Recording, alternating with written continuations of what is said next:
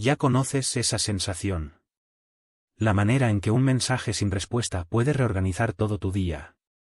La manera en que revisas una vez, luego otra, luego una vez más. No porque haya llegado nueva información, sino porque tu sistema nervioso no puede tolerar el no saber. La manera en que una conversación que te importa se repite en tu cabeza a las 2 de la madrugada, y la recorres hacia adelante y hacia atrás buscando la versión en la que termina bien. Eso no es pasión. Eso no es profundidad de sentimiento. Es un tipo específico de sufrimiento.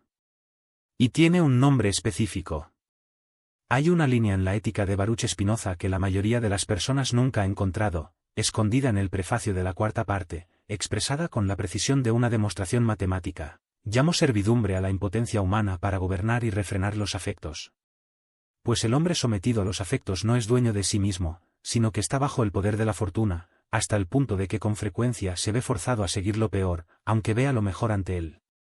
No una debilidad. No sensibilidad. No amar demasiado. Servidumbre. Una condición estructural en la que tu estado interno ha sido entregado a algo fuera de tu control. Un resultado, una respuesta, una confirmación de que las cosas van en la dirección que necesitan ir. Esto es lo que realmente significa importarte demasiado. No un exceso de sentimiento, sino una transferencia de poder. Cada vez que haces tu equilibrio condicional a un resultado específico que ocurra de una manera específica, dejas de ser el origen de tus propias acciones. Te conviertes en una variable en la ecuación de alguien más. Reaccionas. Monitoreas. Empujas e interpretas y sobreexplicas. Y lo peor, la parte que Spinoza vio con brutal claridad, es que este estado no produce mejores resultados. Los distorsiona. La misma necesidad se comunica, y lo que comunica necesidad repele aquello hacia lo que se extiende. Olvida todo lo que el mundo de la autoayuda te ha dicho sobre esto. No hay un protocolo de 5 pasos para el desapego aquí, ni instrucciones sobre cómo importarte menos. Lo que estás a punto de encontrar es algo más extraño y más exigente que eso. Una descripción precisa de por qué el querer mismo se convierte en el obstáculo, y que significa realmente actuar desde tu propia naturaleza en lugar de desde la ansiedad de su ausencia. Quédate conmigo los próximos minutos. Lo que estás a punto de entender ha estado operando por debajo de cada relación que has tensado, cada oportunidad que has presionado en exceso, cada resultado que has querido tan desesperadamente que envenenaste tus propias posibilidades de obtenerlo. ¿Y si el problema nunca fue cuánto te importa, sino la forma que tomó ese importar? Aquí hay una distinción que la mayoría de las personas nunca aprende a hacer. Existe una diferencia entre sentir algo y ser gobernado por ello. Spinoza construyó toda su psicología moral alrededor de esta línea. En las definiciones que abren la tercera parte de la ética, trazó una frontera entre dos modos fundamentalmente diferentes de existir en el mundo. Somos activos, escribió, cuando lo que sucede en nosotros se sigue de nuestra propia naturaleza, cuando somos la causa adecuada de nuestros estados.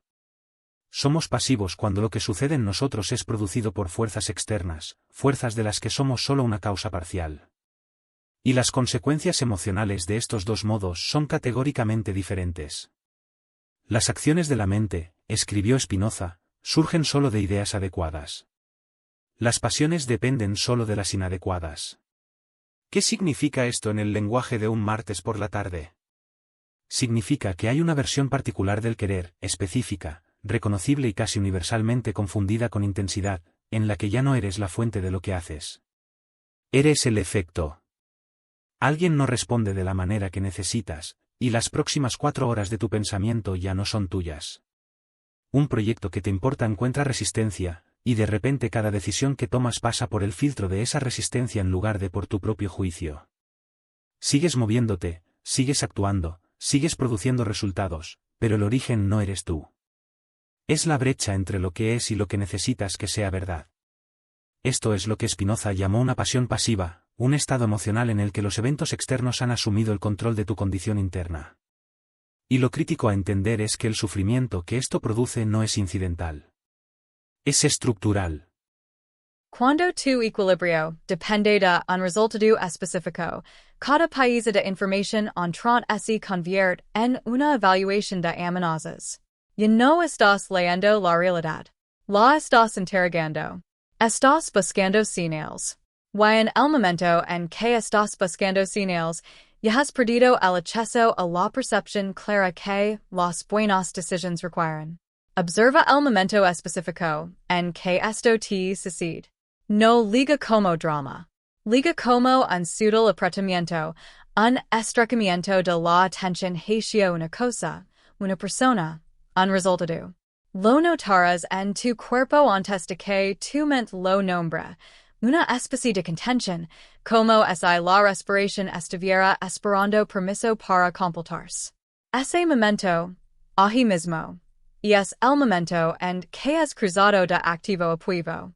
No has dejado de importarte. Has empezado a necesitar. Y esas no son la misma cosa. La distinción importa de manera práctica, inmediata, ahora mismo, porque no puedes pensar con claridad desde dentro de una necesidad. No puedes leer a una persona con precisión cuando su respuesta es la condición de tu estabilidad. No puedes tomar una decisión sensata sobre una situación que estás desesperado por resolver. La idea inadecuada, la confusión de lo que quieres con lo que debes suster, no solo colorea tu percepción. Según Spinoza, la constituye. Y no estás viendo la situación. Estás viendo tu necesidad de que la situación sea de otra manera. Hay algo que puedes hacer con esto hoy. La próxima vez que notes ese apretamiento familiar, el monitoreo, la revisión, la repetición, no tratas de dejar de importarte. En cambio, haz una pregunta. ¿Estoy actuando desde lo que realmente sé, o desde lo que necesito que sea verdad? Y esa pregunta hace algo específico. No elimina el sentimiento. Te restaurant brevemente como quien pregunta, en lugar de como quien es impulsado por ello. Esa breve restauración no es el destino, pero es el primer movimiento de regreso a ser la causa, en lugar del efecto. Lo que Spinoza descubrió, sin embargo, es que esta distinción entre activo y pasivo va más profundo que un momento singular de claridad. Toca algo que considera el impulso más fundamental de toda existencia, y la manera en que ese impulso puede ser gerado, sin que lo notes, contra sí mismo. Si este contenido tiene sentido para ti, haz clic en el botón de suscripción y suscribir al canal. Gracias por tu apoyo. Tu ser vivo empuja para continuar. No como una elección, no como una estrategia, sino como su expresión más básica de existir en absoluto. Spinoza llamó a esto el conatus. El esfuerzo por el cual cada cosa es esfuerzo por perseverar en su propio ser. En la proposición sexta de la tercera parte de la ética, lo expreso con la planeta de algo autoevidente. Cada cosa, en la medida en que pueda por su propio poder, ese esfuerzo por perseverar en su ser. Y luego, en la proposición séptima, la frase que hace de esto algo más que biología. El esfuerzo por el que cada cosa ese esfuerzo por perseverar en su ser no es nada más que la esencia actual de esa cosa. Liazo con cuidado.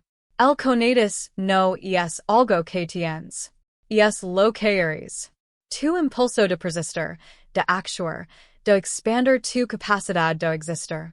Esto no es una característica de tu personalidad. Es la definición de ti como ser vivo. Lo que hace que lo siguiente sea tan preciso como descripción del daño es esto. Cuando te importa demasiado, en el sentido spinozista, cuando has hecho tu equilibrio condicional a un resultado externo, el conatus no desaparece. Se redirige. En lugar de expresarse como acción genuina, como expansión desde adentro, colapsa hacia adentro en monitoreo, en espera, en la medición ansiosa de la distancia entre donde están las cosas, y donde necesitan estar. La energía que ese habría movido hacia afuera desde tu propia naturaleza ahora está completamente absorbida por la pregunta de ese algo fuera de ti cooperará. Sigues esforzándote, pero te estás esforzando hacia una condición en lugar de desde una esencia. Y esas dos direcciones producen vidas completamente diferentes. Has sentido la diferencia. Aunque nunca hayas tenido palabras para ello. Hay momentos en que trabajas en algo y el trabajo mismo es el suelo, en el que estás parado. No estás comprobando como si estás recibiendo. No estás calculando si aterrizará. No estás ensayando cómo responderás a la respuesta. Simplemente estás haciendo lo que eres. El resultado es diferente en esos momentos. Las decisiones son más limpias. La comunicación aterriza en la estática de lo que necesitabas lograr. Eso es el conatas moviendos en su dirección natural. Hacia afuera desde tu propia naturaleza como causa adecuada. Y luego están los otros momentos, en los que técnicamente estás haciendo lo mismo, enviando el mismo mensaje, haciendo el mismo esfuerzo, presentando a la misma situación. Pero algo de bio ha cambiado. Ahora necesitas que funcione. Y esa necesidad, invisible para todos, incluido tú mismo, cambia la calidad de todo. No porque hayas perdido capacidad, sino porque tu capacidad ya no es completamente tuya. Parte ella está siendo retenida como rehén por el resultado. Pregunted esto. Cuando piensas en algo sobre lo que has estado presionando demasiado, una relación, un proyecto, un resultado que has estado tratando de forzar a la existencia, ¿cuál es la cosa específica que tienes miedo que si verdad sobre ti si no sucede? No lo que perderías. Lo que significaría. Esa pregunta liga a la raíz. Porque la pasión prueba nunca es realmente sobre el resultado. Es siempre sobre una idea inadecuada debajo del resultado. Una conclusión sobre tu valor, tu seguridad, tu lugar, que el resultado se suponía que debía resolver. El esfuerzo nunca fue hacia la cosa. Fue alejándose de lo que la ausencia de la cosa confirmaría. La perspectiva de Spinoza aquí es casi insoportablemente precisa. El conatas dorado contra sí mismo no parece debilidad desde afuera. Parece intensidad. Parece compromiso. A veces parece la versión más viva de ti. Pero es la versión más completamente bajo el poder de algo que no puede controlar. Y cuanta más energía vierte en ese control, más lejos se mueve del único suelo desde el que la acción real es posible. Tu propia naturaleza, encontrando el mundo sin hacer de la respuesta del mundo una condición de tu supervivencia. Lo que Spinoza llamó esta condición, expuesta con fría claridad al comienzo de la cuarta parte, no es un patrón psicológico ni un mal hábito. Es algo más antiguo y más duro que eso. Llamó servidumbre a la impotencia humana para gobernar y refrenar los efectos. Spinoza abrió la cuarta parte de la Ética con esa frase, y luego inmediatamente aclara que quer decir con impotencia. No que quien está sometido a sus pasiones carezca de inteligencia, fuerza de voluntad o buenas intenciones. Vi el mejor camino. Elige el peor de todos modos. La tragedia que Spinoza está describiendo no es ignorancia. Es una condición estructural en la que la brecha entre saber y hacer ha sido permanentemente ocupada por algo que la persona no pueda, desde dentro de esa condición, controlar. Esto no es una metáfora de la debilidad. Es una descripción técnica de lo que sucede cuando tu estado interno ha sido subcontratado a eventos externos. Y me pie sobre la experiencia de importarte demasiado con una precisión que debería detener en seco. Piensa en la última vez que estuviste en este estado con algo que te importaba. Sabías con completa claridad que la revisión constante lo estaba empeorando. Que la sobreexplicación estaba erosionando exactamente la impresión que querías crear. Que la calidad tensa y esforzada de tu atención estaba comunicando lo contrario de facilidad, de confianza, de alguien cuyo equilibrio no depende de que esta cosa particular salga bien. Lo sabías todo. Y lo hiciste de todas formas. No porque lo hayas olvidado. Porque saber no fue suficient. El efecto fue más fuerte que el conocimiento. La pasión puede tuvo más fuerza que la idea adecuada. Eso es servidumbre, precisamente como Spinoza la definió. Ver lo mejor, seguir lo peor. No por estupidez, sino por una condición de dependencia interna que el conocimiento solo no puede disolver. Lo que hace que el diagnóstico de Spinoza sea diferente de todo lo que vino antes, y de la mayor parte de lo que ha venido después, es que ese negó a moralizarlo. No lo interesaba por que deberías dejar de vivir de esta manera. Lo interesaba la mecánica de por qué no puedes, y que tendría que cambiar para que eso fuera diferente. La respuesta a la que lego no fue disciplina, en hay fuerza de voluntad, en hay una práctica de desapego. Fue algo que llamó conocimiento adecuado, una forma de comprensión tan precisa, tan anclada internamente, que en realidad cambia la estructura del efecto, en lugar de combatirlo desde afuera. Así es como esto se ve cuando se vuelve práctico. La mayoría de los intentos de dejar de importarte demasiado son guerras de supresión. Intentas sentir menos. Intentas redirigir la atención. Te recuerdas a ti mismo que el resultado no te define, que estarás bien de cualquier manera, que has sobrevivido cosas peores. Estos movimientos fallan, de manera confiable, repetidamente, porque están comprometiendo la pasión pueva a nivel de contenido. Están discutiendo con lo que sientes, en lugar de comprender la estructura de bio. El enfoque de Spinoza va a nivel más profundo. No, deja de querer este resultado.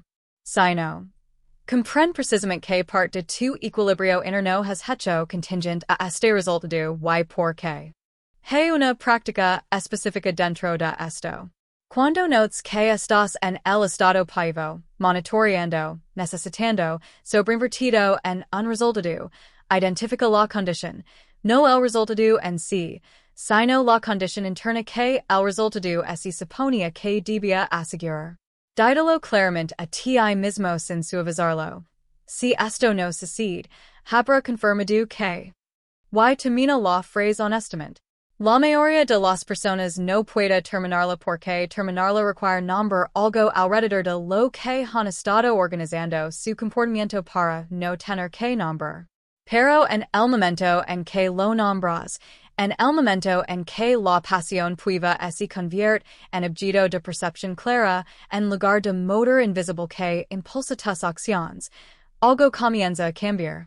No porque nombrarlo lo elimine, sino porque nombrarlo te restaurant, parcialmente, como su observador, en lugar de su instrumento. Este es el comienzo de lo que Spinoza quería decir con libertad. No la ausencia de efecto, no la indiferencia, sino la capacidad de saber lo que está sucediendo dentro de ti con suficient claridad para que no seas completamente su efecto. El hombre que es libre, en el sentido de Spinoza, todavía siente, todavía quiere, todavía lo importan los resultados. Pero su importaría no recién su equilibrio como rigen. Actúa desde su propia naturaleza en lugar de desde la ansiedad de su potential negación. Y la paradoja, la que toma tiempo absorber completamente, es que este cambio no produce menos compromiso con el mundo. Produce más. Porque la energía que estaba siendo consumida por la vigilancia, el control, el adjust constant a las señales entrants, regresa. Y lo que regresa es lo que la pasión pueva estaba tratando de crear todo el tiempo, pero nunca pudo fabricar por la fuerza. La supresión no es resolución. Ya lo sabes. Cada vez que has intentado dejar de importarte algo decidiendo dejar de importarte, has descubierto que la decisión y el efecto operan en vías completamente diferentes. La decisión vive en el lenguaje. El efecto vive en algún lugar más antiguo. Y lo más antiguo no responde a instructions. Spinoza entendió esto con una precisión que la mayoría de los filósofos de su época, y la mayoría de los terapeutas de la nuestra, no han igualado. En la proposición 3 de la quinta parte de la Ética, escribió algo que a primera lectura parece un acertijo, un efecto que es una pasión deja de ser una pasión tan pronto como formemos una idea clara y distinta de él. Y el corolario que sigue es un más agudo. Un efecto estamos en nuestro poder, y la mente sufrimos de él, cuanto mejor lo conocemos. No suprimirlo. No superarlo. Conocerlo. La distinción importa enormemente porque apunta hacia una relación completamente diferente con los estados que te gobiernan. Spinoza no está diciendo que la comprensión hace que el sentimiento desaparezca. Está diciendo algo estructuralmente más interesante, que una pasión, un estado paivo, una condición en la que eres el efecto de algo externo, transforma su propia naturaleza cuando se convierte en objeto de conocimiento adecuado. La misma energía que te estaba impulsando reactivamente comienza, a través de la comprensión precisa, a regresar a ti como algo con lo que puedes trabajar realmente. La pasión no desaparece. Cambia de categoría. Se mueve de algo que te sucede hacia algo de lo que eres capaz de comprender y, por lo tanto, en alguna medida, diriger. ¿Cómo se ve realmente una idea clara y distinta de una pasión puiva? No es reflexión en el sentido vago, no la conciencia general de que estás ansioso o el reconocimiento difuso de que te importa demasiado esta cosa, en particular. El claro y distinto de Spinoza tiene un significado específico, una idea que aprehende su objeto a través de sus causas, que entiende no solo el que sino el por qué, rastreando el efecto de vuelta a su estructura real, en lugar de a su expresión superficial. Aplicado a la experiencia de importarte demasiado, esto significa algo concreto. Significa identificar no solo que está sobreinvertido en un resultado, sino la arquitectura interna precisa de esa inversión.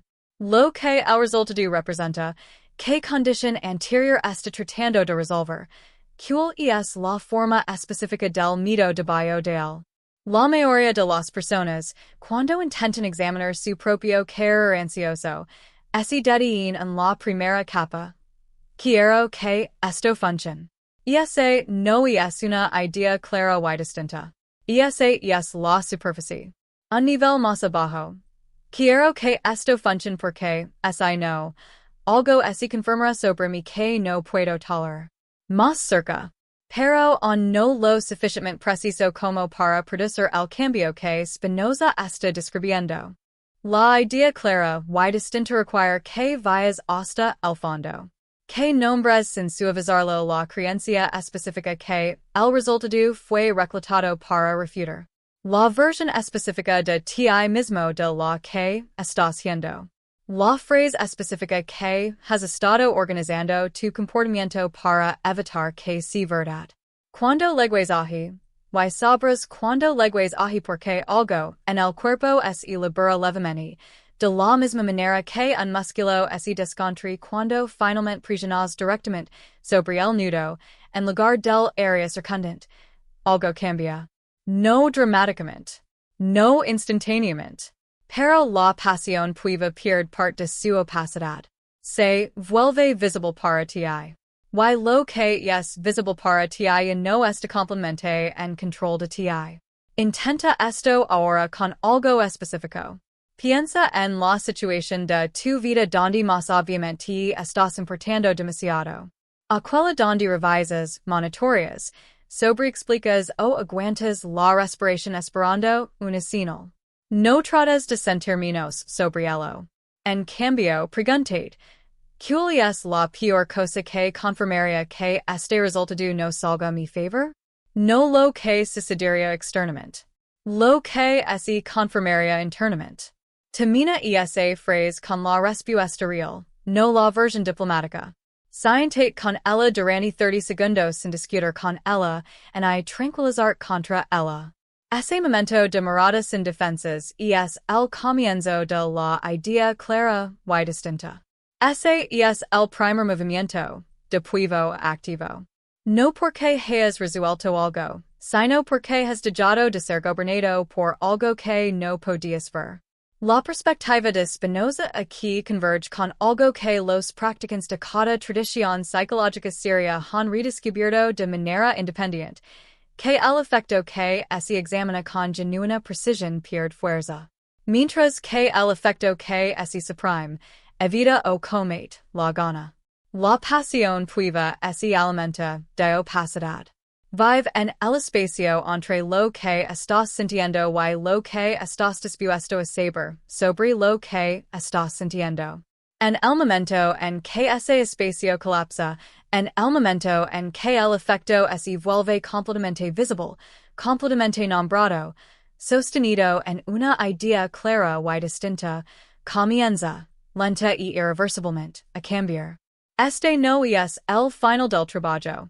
Es el comienzo de un tipo diferente de compromiso con el mundo. Uno donde lo que traes a una situación ya no está contaminado por lo que necesitas que la situación devuelva. El malentendido es casi universal. Si dejas de necesitar el resultado tan desesperadamente, dejarás de esforzar tanto. El desapego, en la imaginación popular, parece una retirada elegante. La persona que ya no se presenta completamente porque ha aprendido a no importar se gana. Eso no es lo que Spinoza describió. Eso no es lo que sucede. Lo que Spinoza llamó efecto activo no es un compromiso reducido. Es un compromiso desde un origen diferente. La persona que actúa desde ideas adecuadas, desde su propia naturaleza como causa adecuada, no está menos comprometida con el trabajo. Está más completamente presente en él, precisamente porque su atención ya no está dividida entre la tarea y la vigilancia de su recepción. La energía consumida por monitorear, ajustar y triangular entre la acción y la respuesta decidida se vuelve disponible para la acción misma. Esa diferencia en energía disponible no es sutil. Se manifiesta en la calidad de todo. Piensa en las conversaciones que has tenido donde no necesitabas nada de la otra persona, donde no estabas gestionando una impresión y dirigiendo hacia una conclusión. Hay una calidad particular de presencia en esos intercambios, una soltura, una curiosidad real, una voluntad de dejar la cosa verdadera en lugar de la estratégica. La otra persona lo siente y se abra.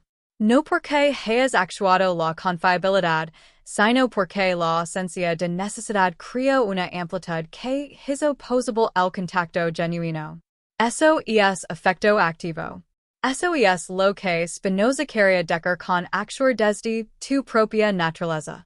Ahora piensa en las conversaciones donde necesitabas algo. Una parte significativa de tu atención estaba ocupada por cómo estaba aterrizando esto. Estabas leyendo señales en lugar de escuchar. Y la otra persona también lo sintió. No atia exactamente, sino el peso de tu necesidad presionando contra ellos. La respuesta humana casi universal a ese peso es retroceder. No de ti, sino de la presión de ser responsable de tu estado interno. Este es el mecanismo que el marco de Spinoza hace visible. La pasión puede no solo te drena. Activamente produce lo contrario de lo que está buscando. El querer ansioso se comunica. Y lo que comunica necesidad crea distancia exactamente en los dominios donde estás tratando de crear cercanía. La transición de pasión paiva a efecto activo no es una decisión tomada una vez y mantenida para siempre. Es una práctica de regresar repetidamente a ideas adecuadas sobre lo que está sucediendo dentro de ti. Cada vez que rastreas la necesidad de vuelta a su estructura real en lugar de combatirla en la superficie, te restauras incrementalmente como el origen de tus propias acciones. Y la consecuencia práctica, la que suena paradójica hasta que la has experimentado, es que tiende a producir mejores resultados que cuando necesitabas esos resultados más desesperadamente. No porque el universo recompensa el desapigo, sino porque las ideas adecuadas producen acciones adecuadas, y las acciones adecuadas moldean la realidad de manera más efectiva que las ansiosas. Lo que se organiza no es el mundo externo doblendos para acomodarte. Iris tu finalmente actuando como una causa coherente en lugar de un efecto fragmentado. Encontrando el mundo con sufficient claridad para que pueda responder a lo que realmente eres, en lugar de la estática de lo que necesitas. Hay una versión de esta idea que es plana en un eslogan motivational. Importate menos, logra más. Desapegue de los resultados. Confía en el preciso. Suelta tu grip. No está del todo equivocado, pero es lo suficientemente superficial como para ser inútil. Porque el problema nunca fue el acto de importarte, y la solución nunca fue menos de ello. Lo que Spinoza realmente vio es que el sufrimiento producido por importarte demasiado no es un problema de intensidad. Es un problema de estructura. No estás sintiendo demasiado. Estás sintiendo desde la posición equivocada. El querer es real. La inversión es real. Lo que es construido, lo que produce la distorsión, es la creencia de que tu coherencia interna depende de que un evento externo específico la confirme. Esa creencia es la pasión puiva en su nivel más profundo, y casi nunca se examina directamente porque examinarlo requiere admitir algo que la mayoría de las personas gasta considerable energía evitando. Que debajo del querer hay una pregunta sobre ti mismo que has estado tratando de responder a través de resultados en lugar de a través de la comprensión. No funcionará esto? Sino, que dice necesitar esto tan desesperadamente sobre donde vive realmente mi estabilidad? Spinoza no habría suavizado esto. La libertad, en su marco, no es un sentimiento. Es una capacidad de ser la causa adecuada de tus propios estados, en lugar de su receptor puivo. Y esa capacidad no es otorgada porque las circunstancias salgan bien. Se construye lentamente a través de la acumulación de ideas claras y distintas sobre tu propio interior. Cada vez que rastreas una pasión puiva de vuelta a su estructura, en lugar de combatirla en la superficie, el conatus se mueve de nuevo en su dirección natural. Hacia afuera desde tu propia naturaleza, encontrando el mundo sin hacer de la respuesta del mundo una condición de tu supervivencia. Las cosas que no estaban funcionando no fallaban porque no te importaban suficientemente. Fallaban, en parte, porque el importer había tomado una forma que introdujo una distorsión en todo lo que tocó. Elimina la distorsión, y no te conviertes en alguien que quiere menos.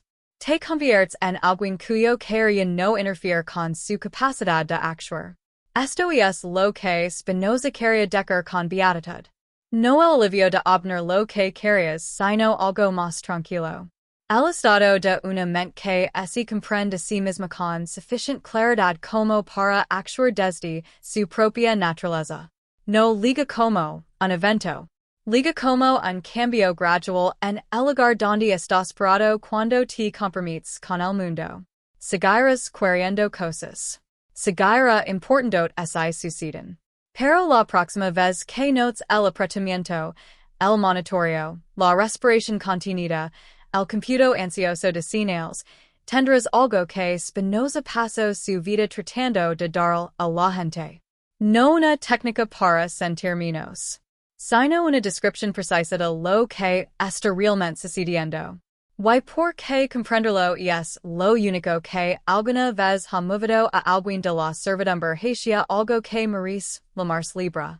Si este video aterrizó en algún lugar real para ti, el que está en tu pantalla ahora mismo irá más lejos. Haz clic para seguir viendo.